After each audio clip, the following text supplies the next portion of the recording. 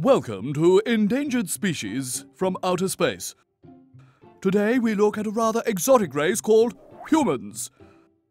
Thanks to their intelligence and their urge to live a safe and comfy life, the humans have become the most successful and dominant species on their planet. However, they also cause a few problems. For example, their way of living is draining nature's resources, and although they know that they depend on it, they increasingly consume and pollute their one and only home. For many years, we were unable to understand how they could continue this destructive behavior without remorse. But having observed them over a long period of time, our scientists finally understand the ingenious system they have invented. First, they delegate all their responsibility to a subspecies which they call the politician.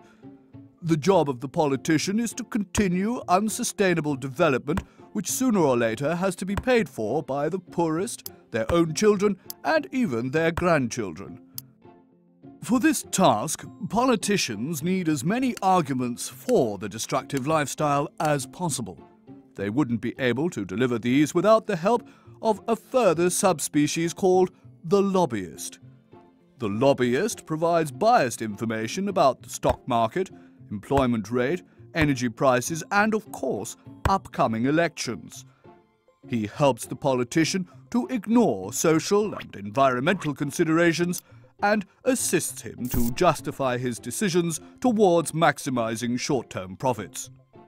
Apart from continuing unsustainable development, politicians seem to have another really important job: continuing unsustainable development on a global scale. During periodic meetings like these, politicians appear to understand what is at stake and make far-sighted promises. But it has long been a tradition to forget them right away when they return home. For illustration, we will switch live to one of their meetings. Here we clearly see how the But what's happening here? It seems like this year's meeting is introducing something new to their governments. They call this an ombudsperson. She doesn't belong to a political party. And she is actually promoting long-term information, like increasing costs of delaying change. And she takes the right of children and future generations into consideration. What a revolutionary concept for a human. What is happening here? She engages with all citizen concerns equally, which gets many people interested in political decisions. They seem to actually take responsibility for their future now.